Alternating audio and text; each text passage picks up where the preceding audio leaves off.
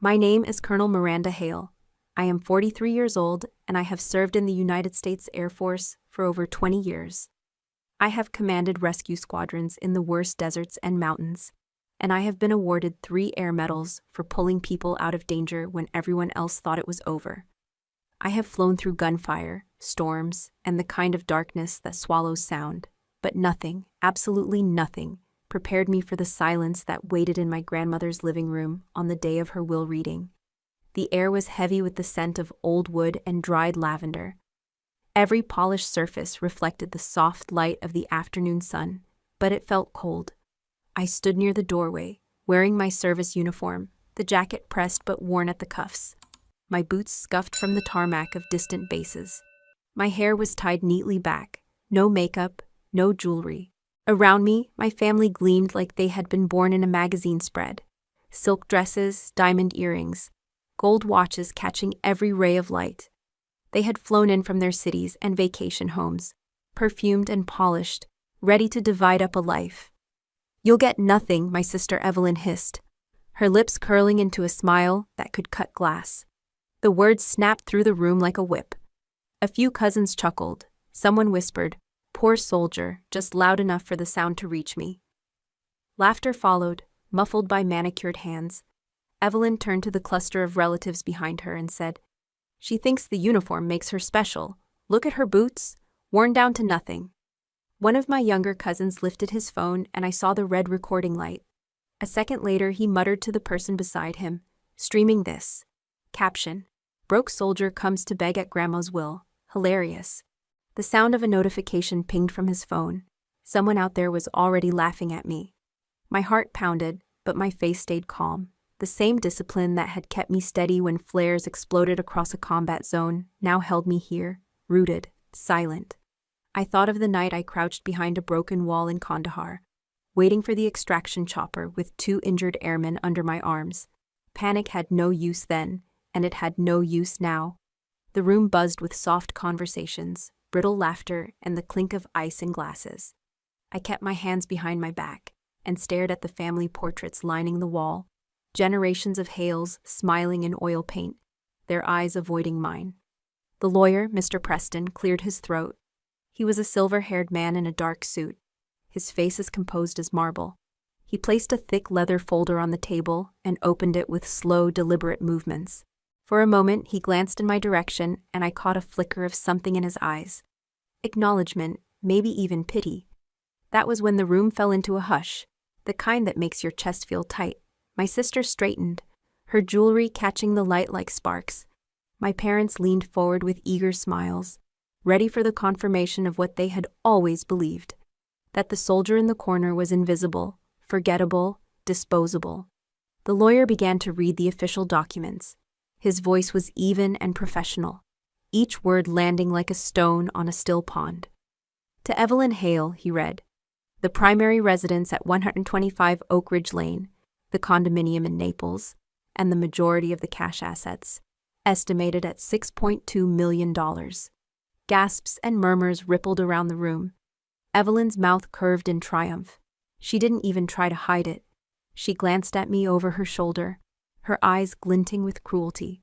"To Thomas and Elaine Hale," he continued, "my parents, various investment accounts, and the vacation property in Martha's Vineyard." A polite chorus of congratulations rose from the relatives. Glasses clinked. Evelyn leaned back in her chair and crossed her legs, looking directly at me.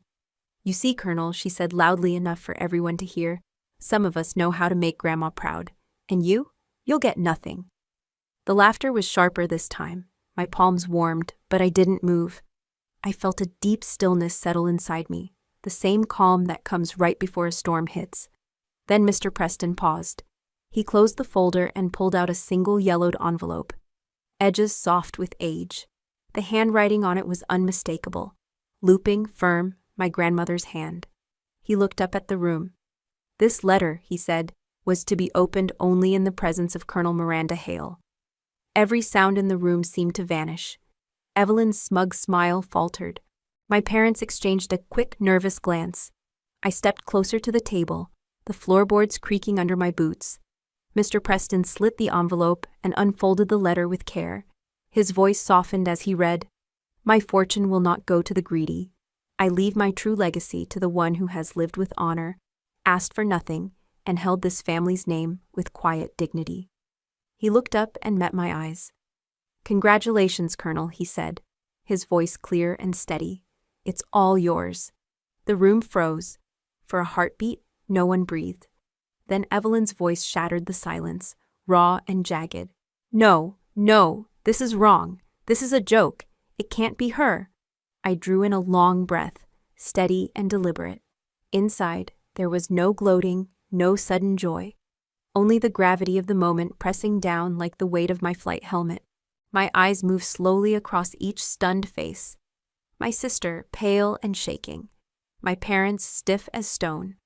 The cousins with their phones half raised, recording disbelief instead of mockery. The hook was set. They had laughed at the poor soldier.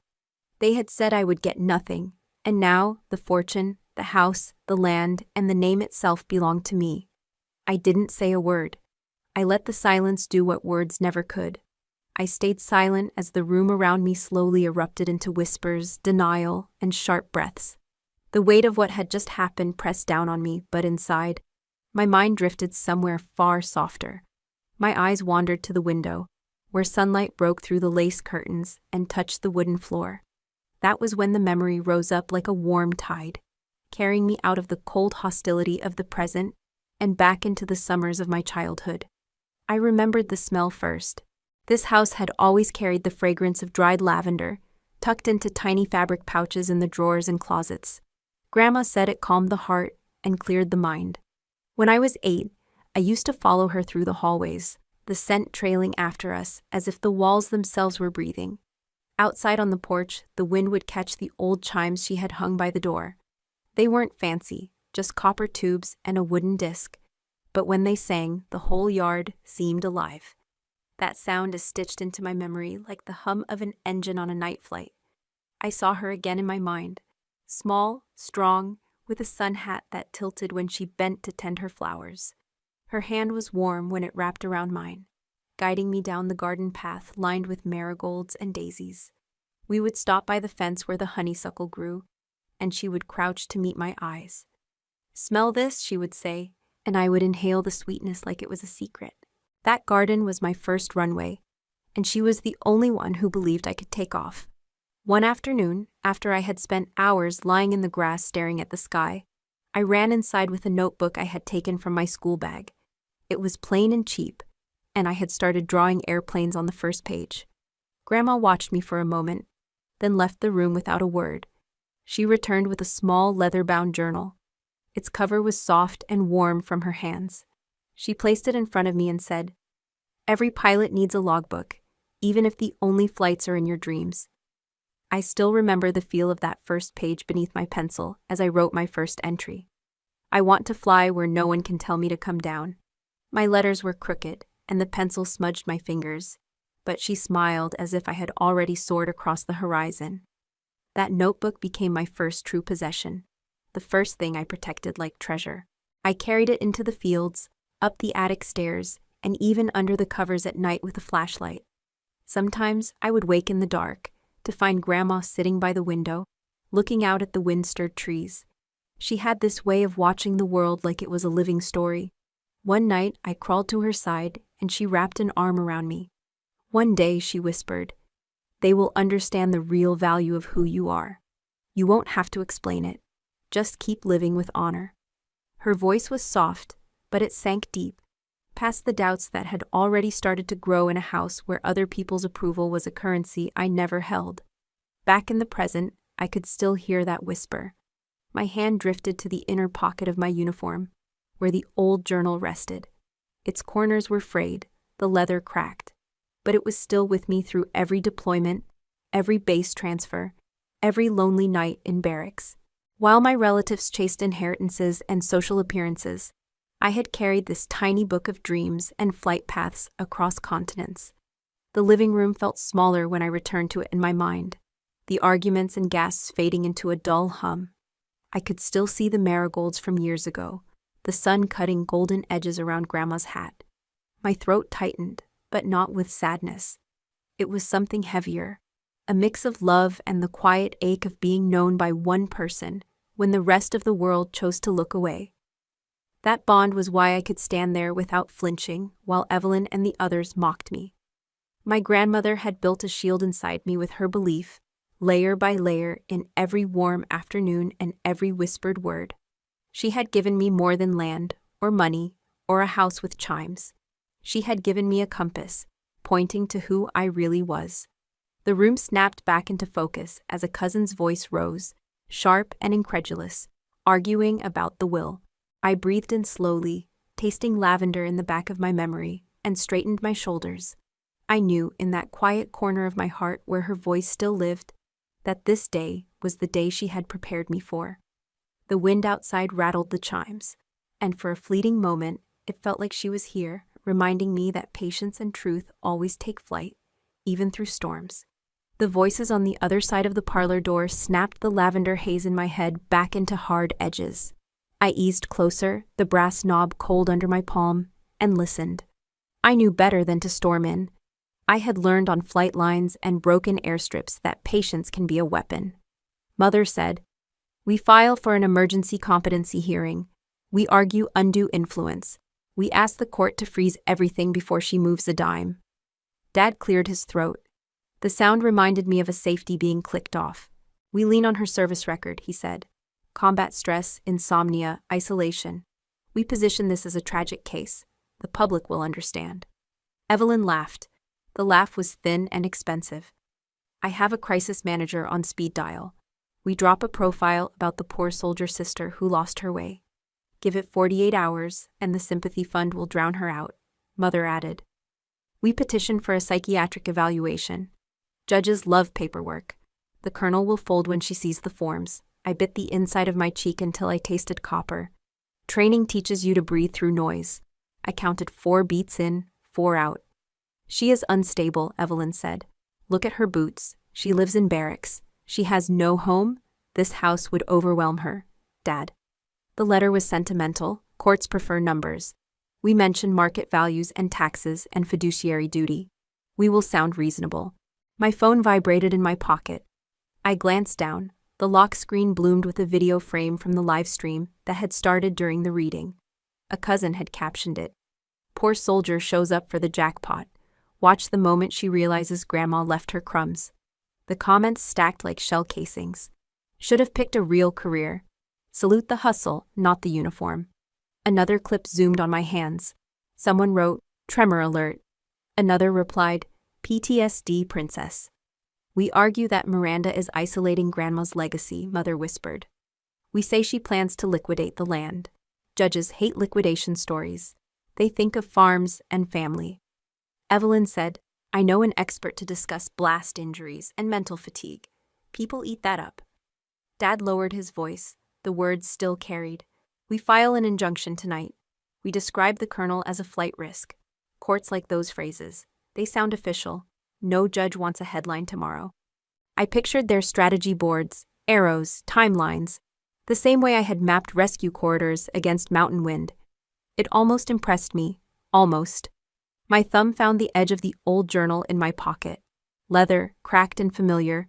I steadied my breathing and let their words keep spilling. Mother said, "We remind them she never visits.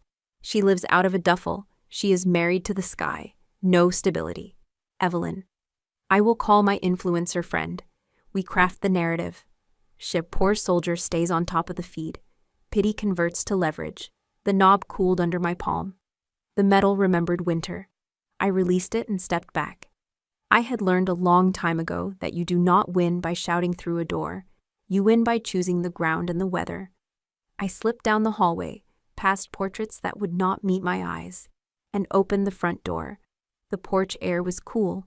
The chimes moved lazily. Beyond the fence, the tall grass rippled like green water under a steady wind. I stepped onto the boards. They creaked the way they always had when I was 10 and racing toward the garden. Out there, the fields bent and straightened. The horizon was clean. The sky did not care about hashtags or hearings. I let my shoulders settle. My jaw unclenched. The cold narrowed to focus in my eyes. The wind carried the scent of lavender from the house. and the iron tang of old nails from the porch. It smelled like memory and resolve. I watched the grass move as if a hand were smoothing it in long strokes. I breathed once more and made my choice. I would not answer their door. I would not chase their cameras.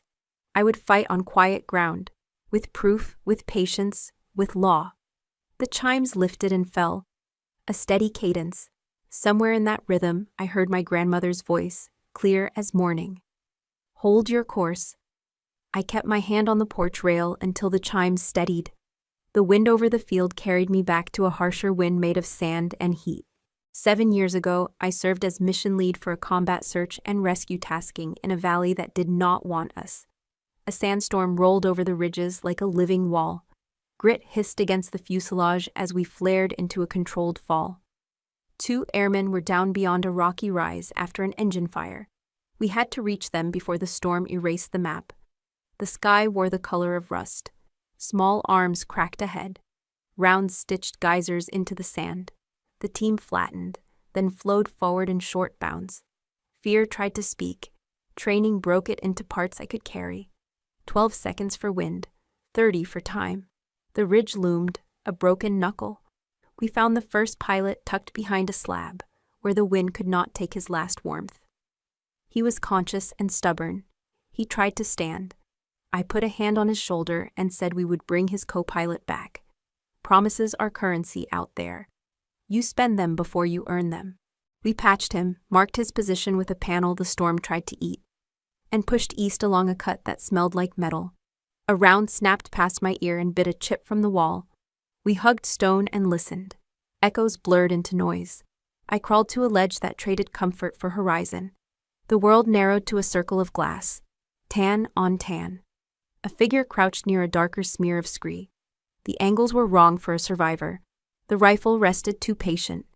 Upslope, a second posture waited. Same stillness, same intent. The wind whispered its numbers. I slipped the sling, settled the rifle, and let the stock press a stern reminder into my shoulder. Wind left to right at 8. Half mil of hold, count to 2, choose the seam between gusts. When the first head turned, I broke the shot. The body folded as if a string had been cut. The second rose fast, trusting speed over thought. He rose into the hold, and I sent him down. 2 shapes stopped being problems. I tapped the team forward and felt the storm swallow the sound. We reached the second pilot tangled in parachute lines near a thorned wash. His breathing was wrong. Every inhale sounded borrowed. Our medic went to work. I covered the open ground and watched the horizon for new math.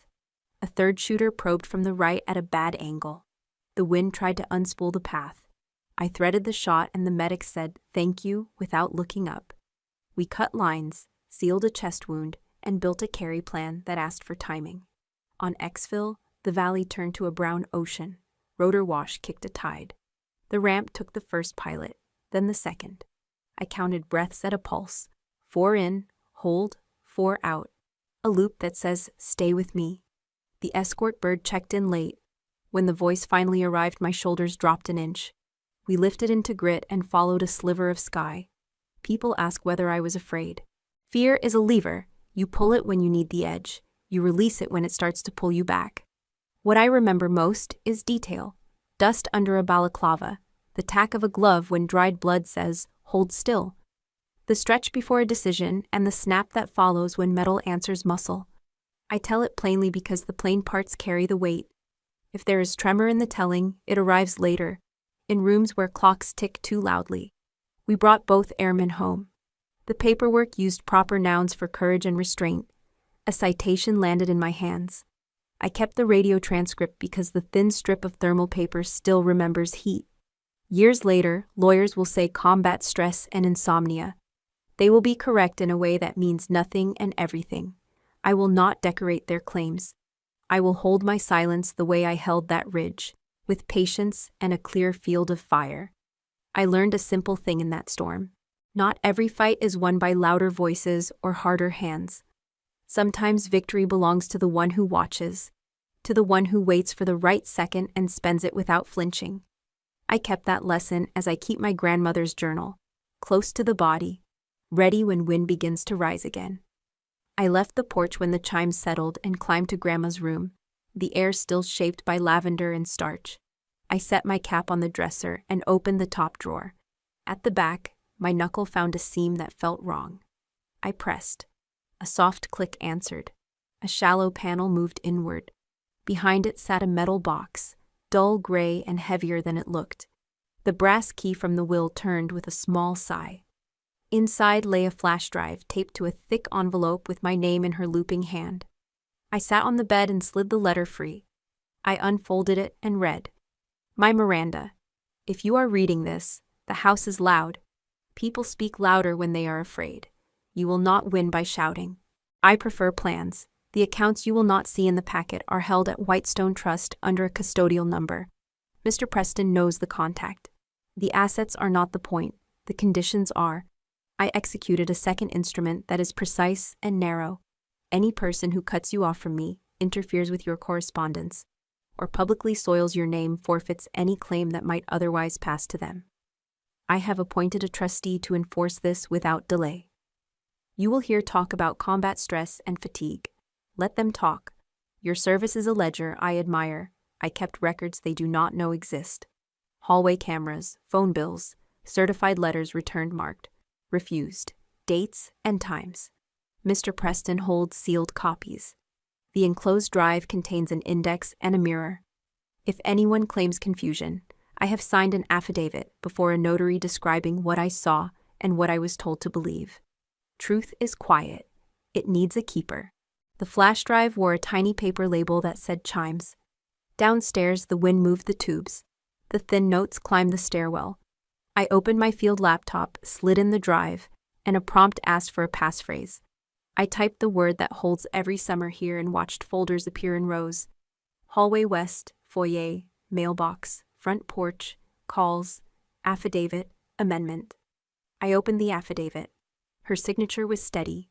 The notary seal clean. She described Evelyn collecting the mail and sorting it into 2 piles, one for Grandma and one for herself. She listed dates when messages for me were managed, redirected, or turned away. She wrote about my visits between rotations and the way I slept on the sofa when I had to leave before dawn. In the calls folder, scans of bills showed numbers circled in blue ink. The entries matched weeks when I sent postcards and received silence. In the mailbox folder, images of envelopes bore my name, then a stamp that read, refused. A clip in the front porch folder showed Evelyn telling a neighbor I would skip Thanksgiving because I was too busy being a hero. The date matched the night I reached the house at midnight and found it dark. I opened the amendment. Mr. Preston's letterhead sat above a narrow clause that weighed more than its length. Anyone who cut me off or smeared me would lose everything that remained. Forfeiture was automatic upon proof. The trustee was ordered to act. No flourish, no anger, only precision. Reading it, I felt a cold clarity settle in my chest. She had not guessed at betrayal. She had measured it, mapped it, and left me the coordinates. I closed the laptop and returned the drive. I folded the letter and slid it behind the flyleaf of my journal. Out in the hall, voices rose and fell. Strategy tried to dress as concern. The chimes lifted. The wind shifted. My eyes cooled to a steadier color. The quiet fight had already begun. My grandmother had placed her pieces without drama. Now it was my turn to move with the same patience.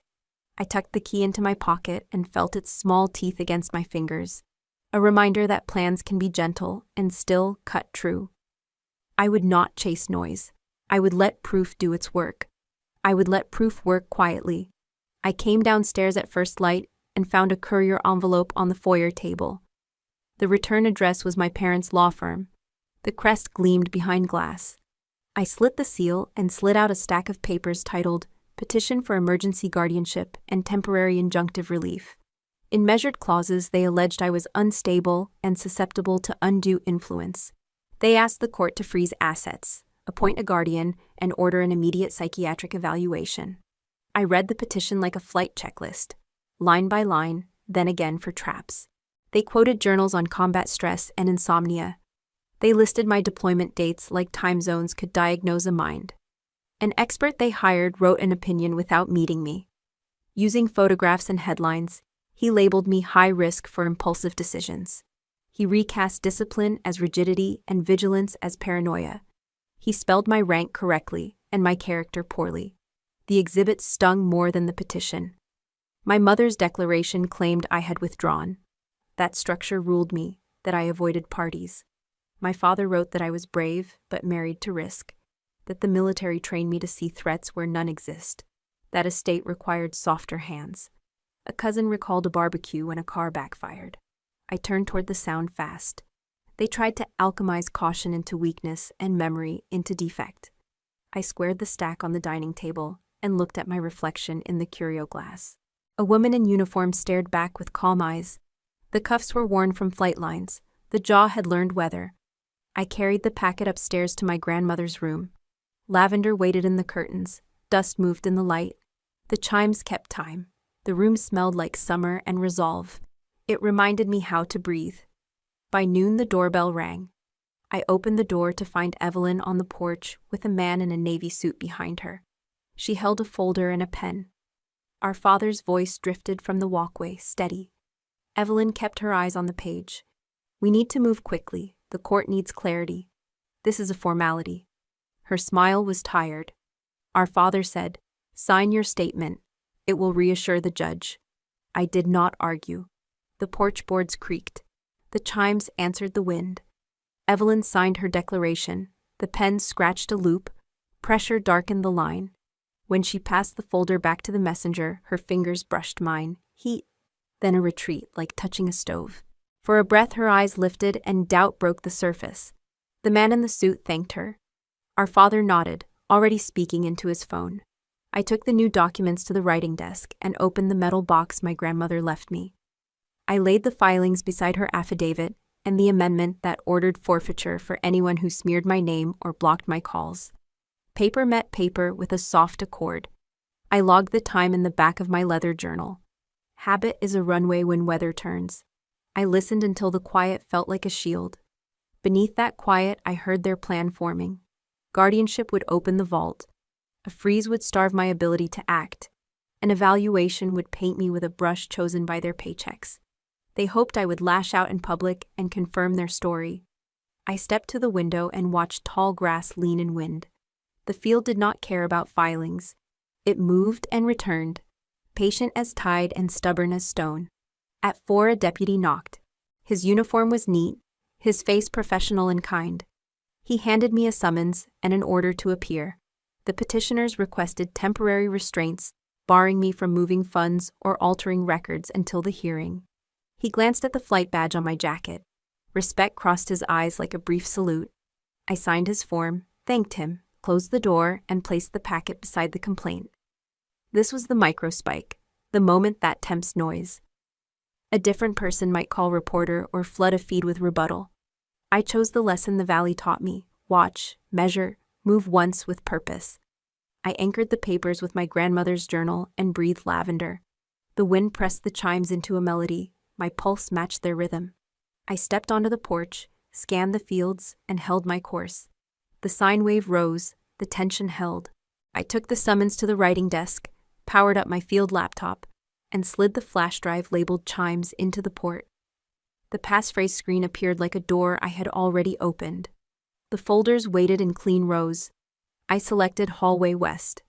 The timestamps marched along the bottom: winter afternoons, early evenings, ordinary hours that carried the weight of intent. The lens stared down the corridor outside Grandma's study. Faded rose wallpaper, a blue vase, the wicker mail basket.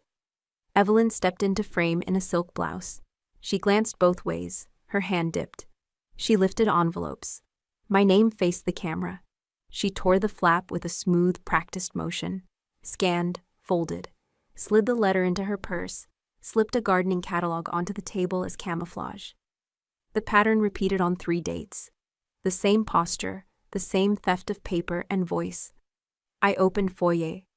The front door filled the frame. Light flared across the tiles. A courier held a clipboard. Grandma signed with steady strokes. She lifted an envelope addressed to me and smiled like the name warmed her hand. Later in the clip, Evelyn intercepted the same envelope at the credenza. She peeled a corner. She frowned. She fed the page into a shredder we kept for old bills. Thin gray ribbons fell like tired confetti. Her face stayed smooth. Mailbox showed the metal door on its hinge. A small camera tucked under the flag watched comings and goings. Twice a week, Evelyn arrived before noon. She sorted on the hood of her car. Letters to Grandma on the left. Letters to Miranda on the right. Then she pushed the right stack into a tote and shut the lid. A neighbor waved. Evelyn lifted the left stack with a smile and a story the microphone barely caught. My sister is deployed again. Mail is complicated. I will handle it. I opened calls. Scans of phone bills lined the screen. Grandma's number, my number, times circled in blue ink. The index linked to audio from the landline recorder she kept by habit. I clicked a date 2 autumns ago. The ringtone sounded soft. My voice answered. Hers followed. Warm, thinner than I wanted to remember. We spoke about weather, about sleep, about the sound of the chimes at dawn. Then another entry, winter. Her breathing a little shorter. A third, spring. Laughter catching on the edge of a cough. I clicked the final file. The label read, Last Porch Evening. Wind brushed the microphone. The chimes moved. Her voice steadied itself. Don't be afraid, my girl. I know everything. One day justice will arrive. She exhaled. The chimes replied. The line clicked off with the small finality of porcelain settling on a shelf. I sat still. The words traveled through my ribs and found a place to stand. Heat gathered behind my eyes and then receded. Discipline made room for feeling and then folded it away. I opened front porch. The camera watched the steps and rail. Evelyn told a visitor I would skip Thanksgiving because I preferred hero parties on base. The date matched the night I had slept in my car outside the gate when my key failed in the lock. In another clip, a delivery driver held out a padded envelope with my name. Evelyn signed and carried it inside. It never left by the same door. I returned to the amendment. The clause was clean. Proof triggered forfeiture. The trustee had a duty to act without delay. I took photographs of the screen. I exported the clips. I generated hash values for each file. I wrote the numbers by hand in the little journal my grandmother had given me when flying was still a dream on paper. Chain of custody matters. Precision is armor. I have worn armor of different kinds. I called Mr. Preston's secure line and left a measured message. No outrage, no tremor. Only dates, folders, and the instruction my grandmother had already signed. I printed a short index and laid it on top of the petition that named me unstable. The 2 stacks looked at each other across the wood grain like rival weather systems. Outside, the afternoon thinned toward gold.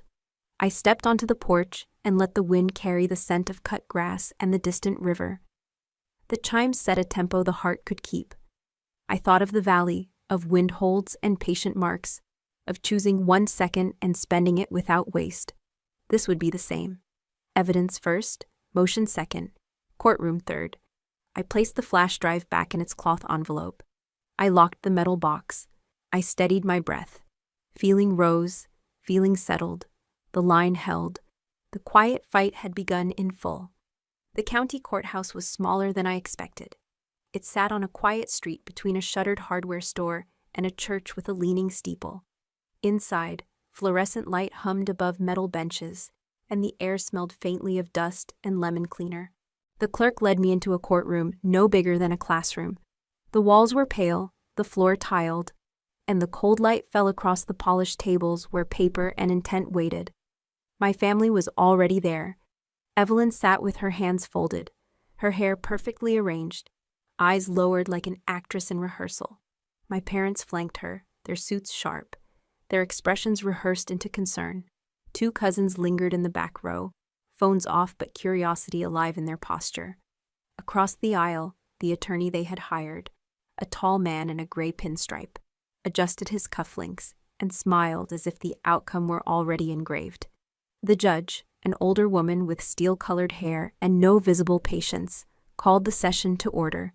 The petitioner's lawyer stood first.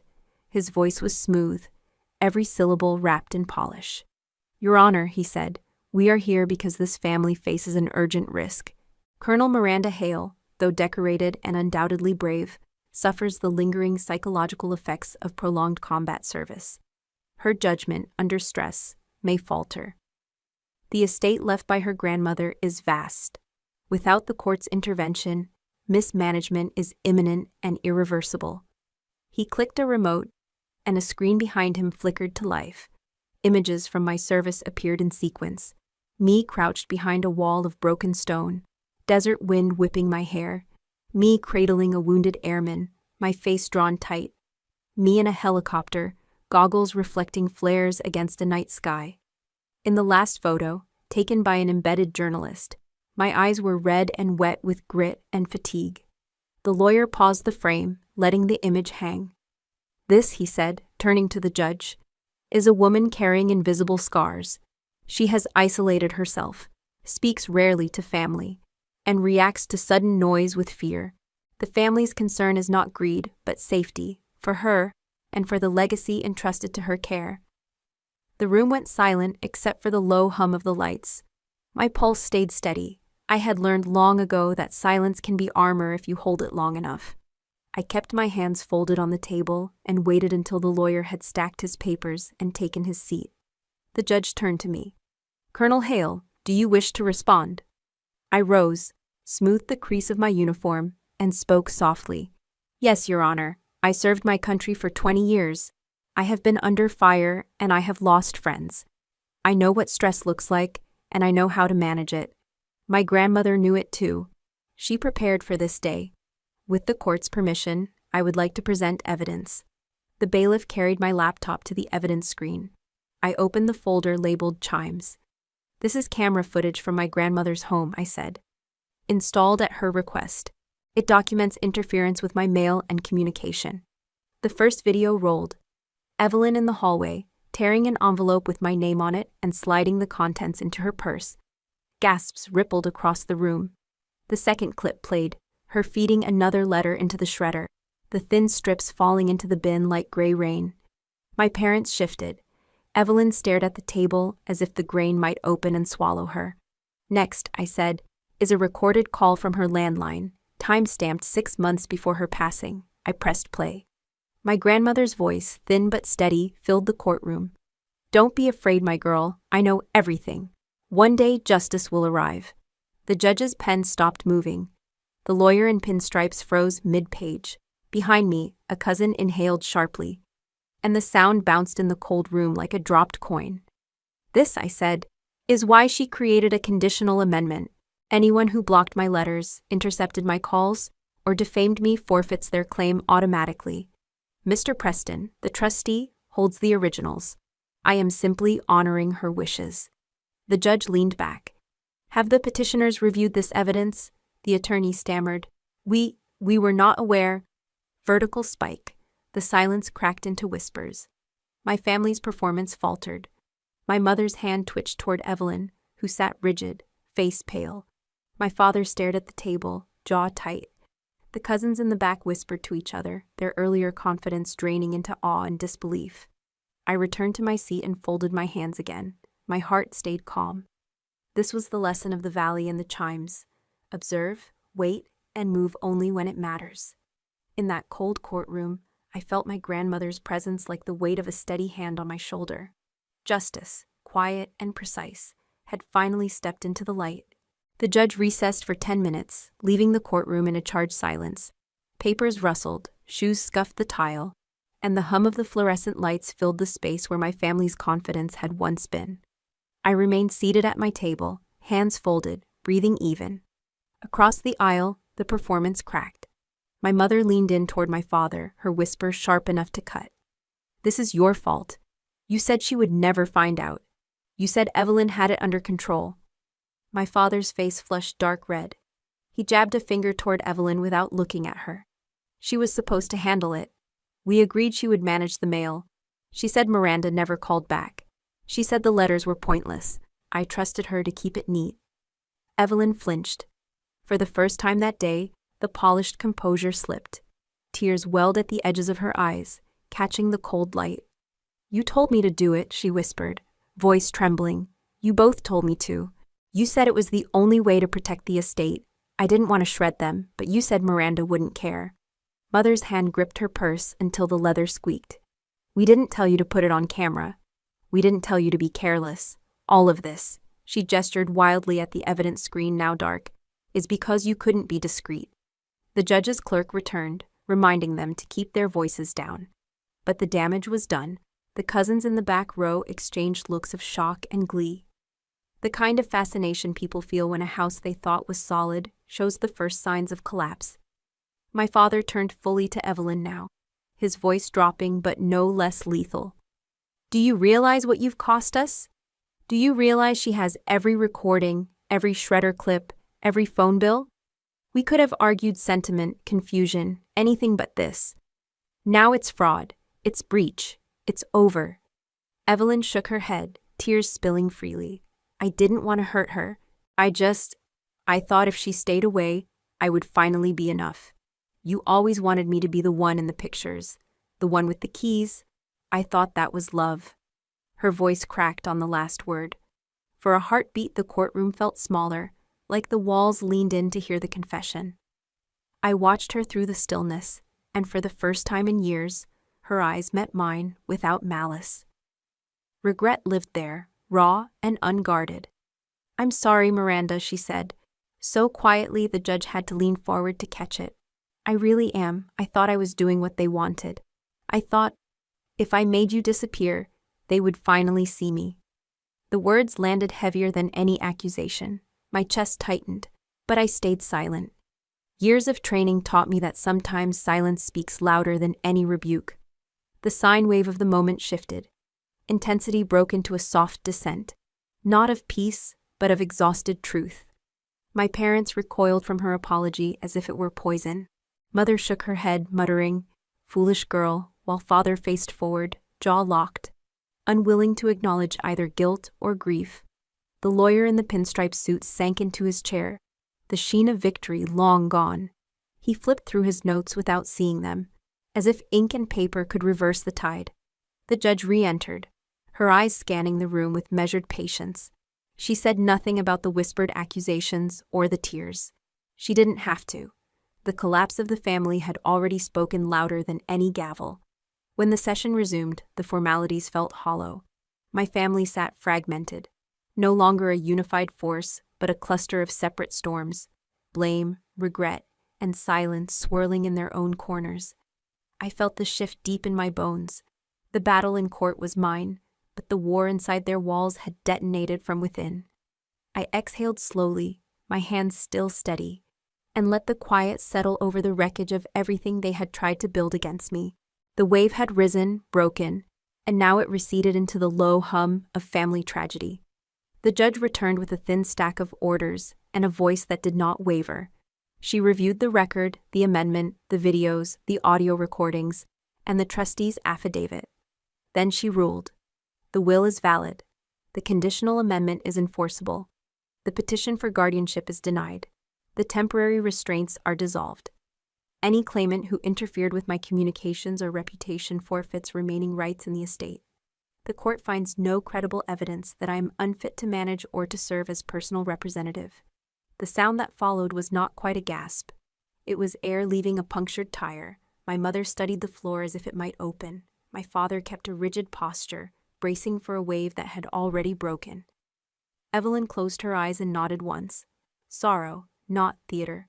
The judge set a short status conference for administrative housekeeping and thanked counsel for their professionalism. The irony stayed untouched between tables. I signed for certified copies. The seal pressed a round bruise of ink. Outside, winter light turned the sidewalk into a pale ribbon. A handful of local reporters waited. Not a scrum, just faces from school parades and county fairs.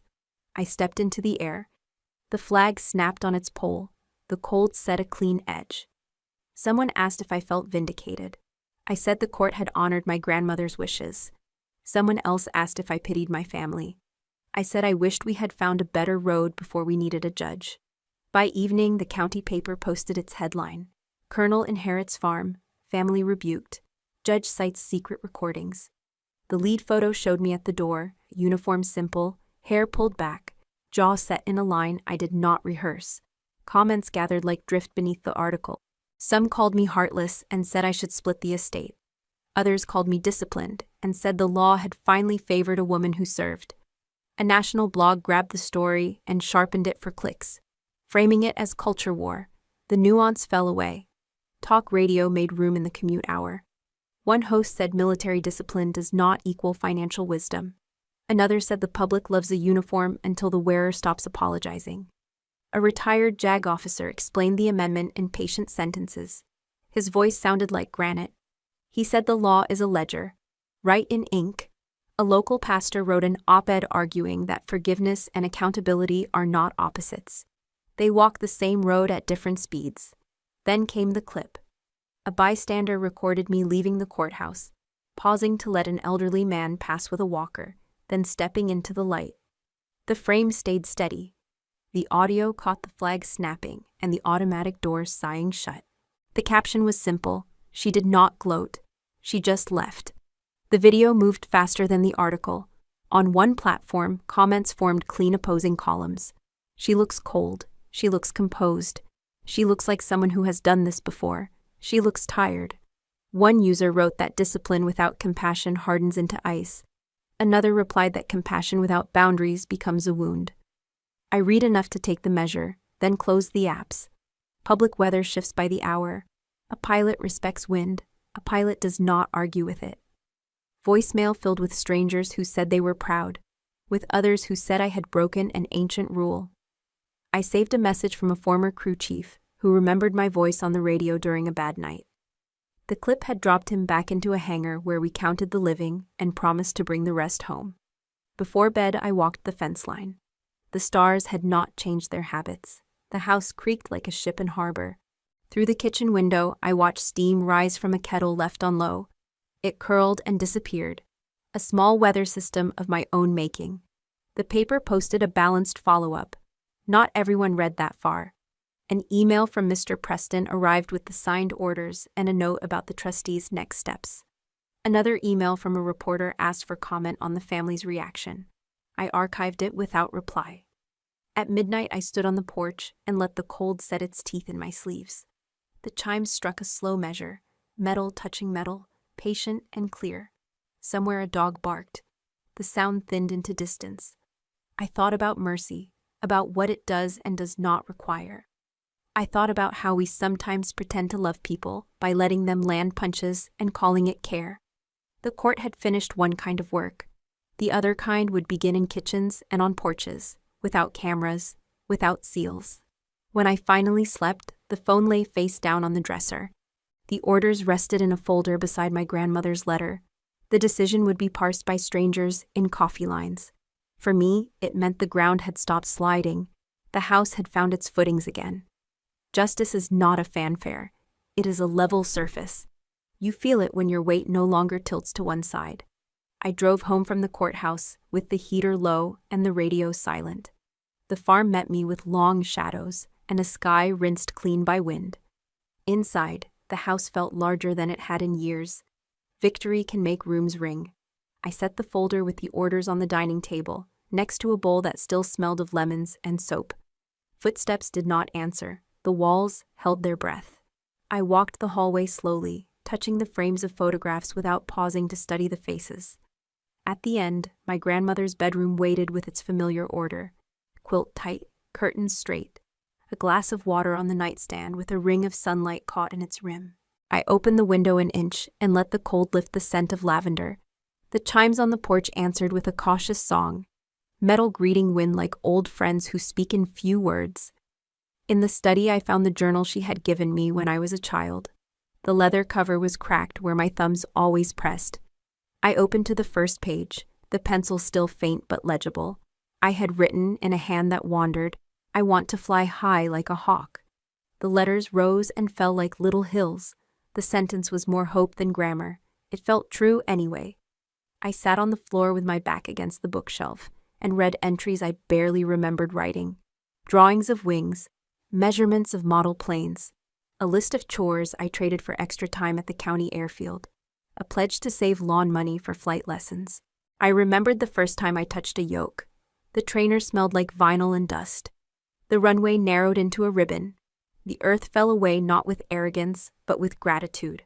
My grandmother had stood at the fence and waved like she was sending a ship. I stood and turned off the kitchen light so the stars could get closer. From the sink window, the field looked like water under the moon. A fox crossed near the fence and paused, sure of its own country. I thought about the judge's words and about the headlines already circling town like small weather systems, and about my sister's face when the recordings played. The anger I expected did not arrive. What came instead was a clean ache, the kind that does not seek an audience. I made tea and carried the mug to the porch. The board spoke under my weight. The cold brought out the iron smell in the nails. I stood beside the bell my grandfather had bolted to the post a lifetime ago and listened to the field breathe. Somewhere a truck downshifted. The sound faded. The wind kept its slower rhythm. I thought about what to build here that would be worthy of her letter and worthy of the land. A plan began to take shape, practical and quiet. A workshop in the old barn for veterans learning to repair tools. A classroom in the sunroom for local kids who like to take apart radios and rebuild them into weather stations. A weekly breakfast where nobody has to explain why crowded rooms hurt. Not charity, not spectacle. A place to practice steadiness until it becomes part of the bones. I wrote short lines in the journal under the sentence about the hawk. The page accepted ink the way fields accept rain. I closed the book and pressed it to my chest for a breath. In the distance, a train called and was answered by another. The sound traced an old route through the valley and on toward the coast, taking freight and secrets. This house had carried its own share. Some were heavy, some were bright. Tonight it held only the weight I chose to keep. I went room to room and opened the interior doors so the air could turn. I set a chair upright in the corner, folded a blanket, cleaned the kettle's spout. Simple things align a day after complicated ones.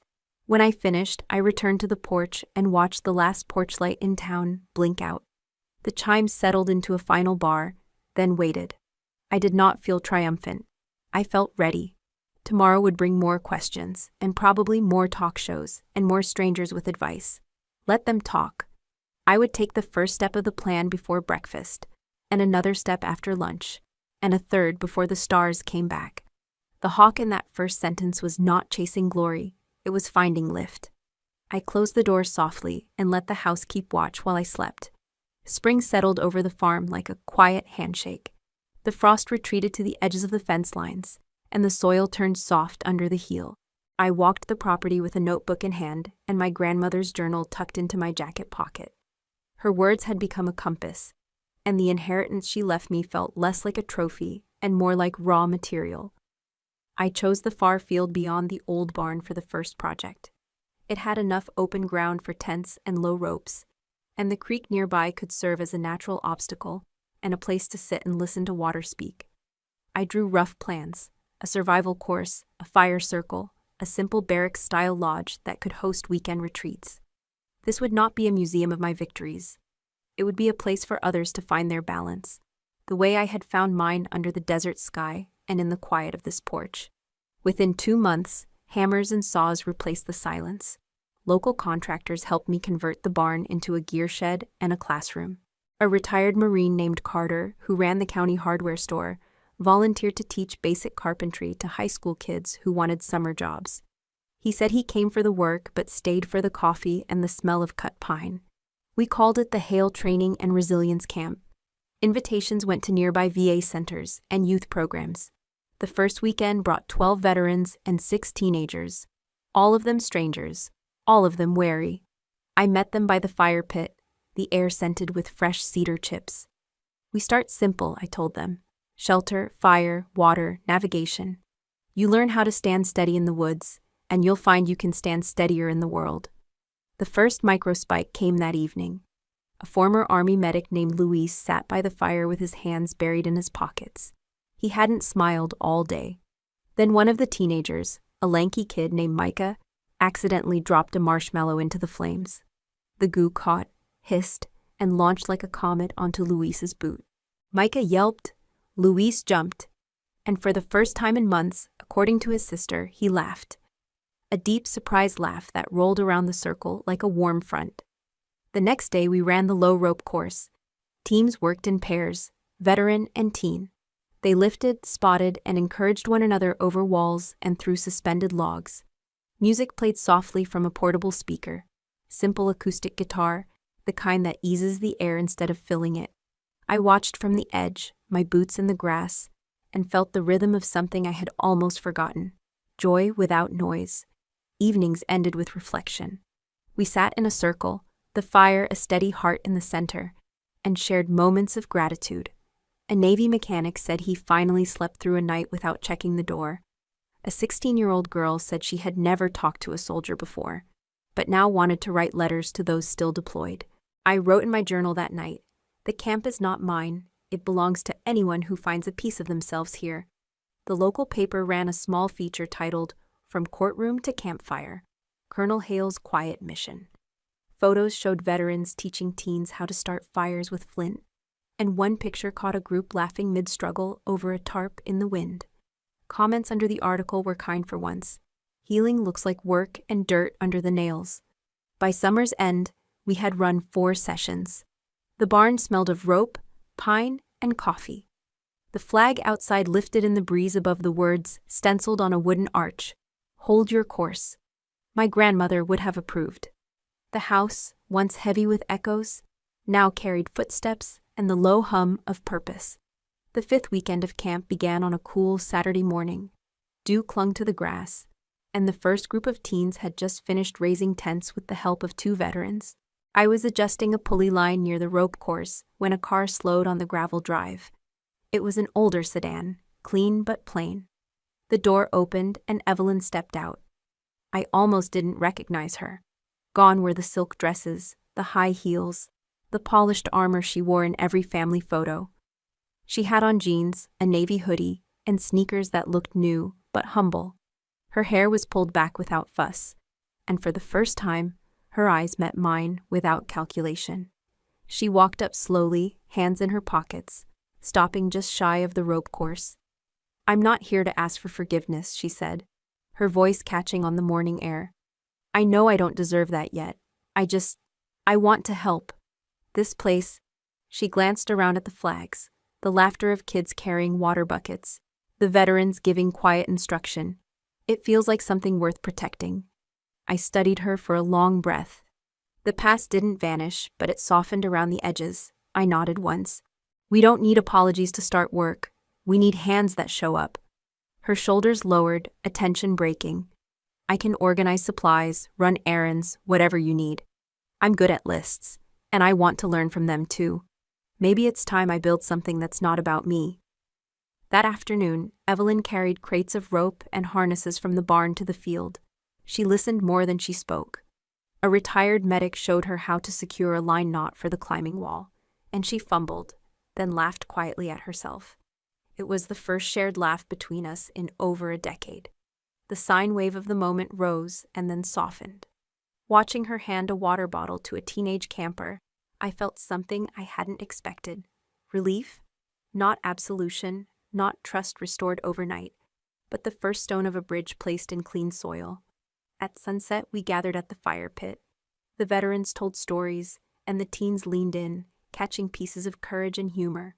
Evelyn sat across from me, her face lit by the flames. She didn't speak, but she didn't look away. In that silence, I offered her the only forgiveness I believed in. Opportunity, not words.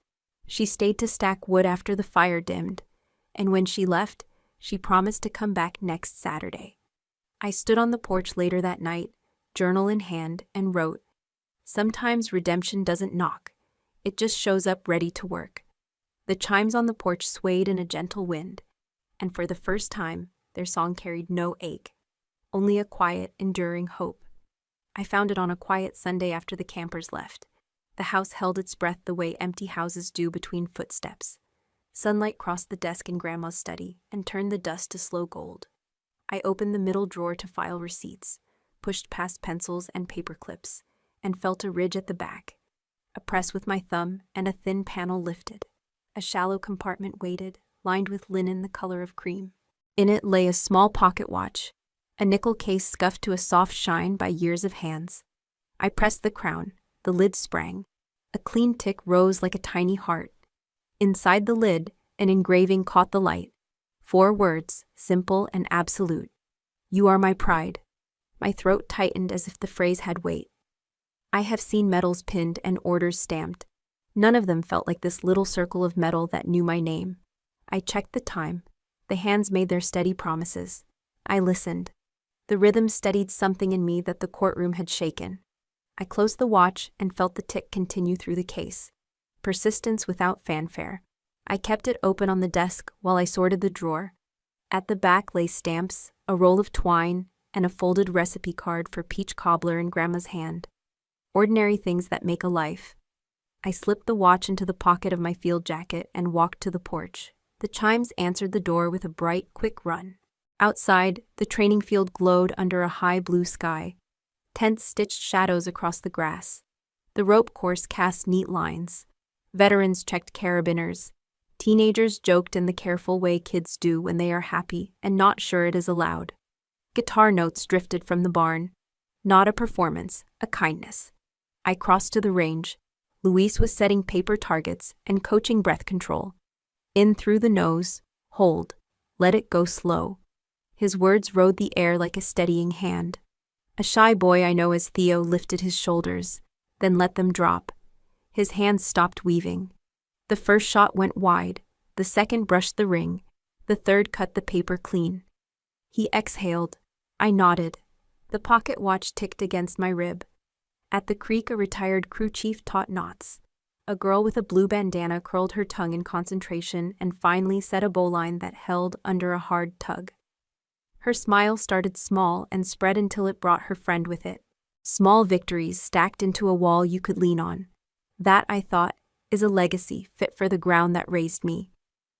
Near noon, I unfolded topo maps on a plywood table. We traced ridges with fingertips. We matched contour to skyline. We learned to let the land teach us its grammar. A boy said the lines looked like ribs. I told him mountains breathe. Learning to read them is learning to listen. At lunch, we ate in the shade of the barn. Peanut butter sandwiches, apples, black coffee, and tin mugs. I read the engraving again and weighed what pride ought to mean. Not noise, not trophies. The quiet courage of showing up and allowing others room to stand. After lunch, we hiked the East Knob. The sun sharpened edges. Cicadas stitched the heat into one long seam. At the overlook, I raised the watch. Sunlight flashed, brief and clean. I am keeping time for this place. Time to try, time to fail, time to try again. No one rushes here, no one gets left behind.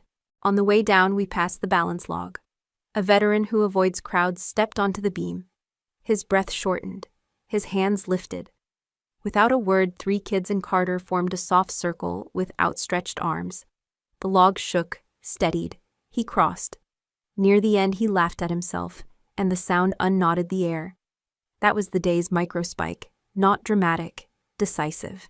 The guitar rose from the barn. The chimes carried a high counterpoint. Laughter braided with both and became a kind of weather. By late afternoon, the field looked like a living painting. Coiled ropes lay in tidy piles. Water cans caught sun. Footprints stitched light brown paths in the grass. I walked the fence line and pictured what else could grow here without turning the place into a brochure. A small machine shed for repairs. A quiet room with heavy chairs and a shelf of paperbacks. A garden for hands that need to touch soil before words will come. I stopped beside the arch Carter built from barnwood. We carved 4 words across the beam. Hold your course. The letters looked like they had always been there. They felt earned. I checked the watch again. The tick held. The hands had traveled but had not rushed. I thought of Grandma speaking softly on a porch night. How she would pause so I could learn the space between sentences. I looked across the training ground and saw children practicing fire kits while veterans coached. I saw a teenager teach a younger boy to read a compass with patience that had not been there last month. The sun dropped toward honey. The wind rose just enough to move the chimes. Their voice met the laughter on the field and made a chord that did not need words. I opened the watch one more time and pressed my thumb over the engraving. You are my pride. I answered it by making myself small enough to make room, by building a place where pride is permission, not pressure, where the measure of a day is whether someone found steadier ground. When the last tent stake was seated and the last coil of rope hung, I walked back to the porch. Inside, the study waited. Neat and warm. I set the watch on the desk where the light could find it again. I did not feel triumphant. I felt aligned. The will had given me land. The watch had given me a way to spend it. Legacy would not be marble or a speech. It would be a steady instrument. The chimes in a friendly wind. The field alive with people learning how to stand. I stood on the porch as the day thinned to gold. The pocket watch lay warm in my palm. The engraving caught a last thread of light. All that my grandmother left was not only land and money. It was the right to stand upright in the world without asking for permission. It was a path for building, not a stage for boasting. The chimes swung once, twice. Their small song carried far across the field. I spoke in the voice I use when the wind is almost still. Everything we kept here matters because it teaches a simple practice. We hold time for one another. We make room for first tries. We forgive with work, not slogans. We let people arrive as they are and leave a little steadier than they came. On the range, a boy gathered his paper targets. On the rope course, a veteran coiled the last line and set it gently in a crate. The camp exhaled. Laughter slowed. Boots scuffed lightly on wood. I lifted my eyes and the field answered with life. Children jogged between cones. Veterans walked the boundary in quiet conversation. Carter waved from the barn with a mug raised in salute. The guitar drifted again. 2 chords, a third, a friendly cadence. The breeze turned. The chimes replied. Metal, wood, voices, a small community keeping time together. That was the microspike I wanted to remember. Not surprise, recognition. I set the watch against my heart and pictured Grandma at this rail, her hand on my shoulder, her approval quiet and complete. Justice had done its work. Consequences had fallen where they belonged. What remained was the long work of healing. Forgiveness had a face now. It stacked wood, fetched water, learned knots, and showed up on Saturdays. Evelyn would be here in the morning. She would carry rope and listen more than she spoke. Opportunity would be our only language. The light thinned into silver. I looked down at the dial. The second hand drew its confident circle. I spoke to the camera the way I would speak to a friend. All that my grandmother left was not only land and money. It was the right to stand upright in the world without needing anyone's approval. If you have been told to shrink, I hope you hear the chimes. If you have been asked to earn love by disappearing, I hope you feel this porch under your feet and decide to stay. The pocket watch flashed as the last beam of sun crossed the deck. The chimes answered with one bright note and then another. Closing motif, simple and clear, metal in light, a promise kept. Before we say goodbye, we would love to know where you are watching from. Is it a quiet morning with a warm cup of coffee, or a late night where stories like this keep you company? Tell us in the comments. We rate everyone with gratitude. And if this story touched your heart, please consider subscribing to the channel, not only to hear more stories like this, but to be part of a community that believes in kindness, healing, and second chances. Thank you for spending your time with us today. Wherever you are, we hope you carry this story with you and remember this truth. Sometimes the miracle does not knock on your door. It waits quietly until you are ready to open your heart. Take care. We will see you in the next story.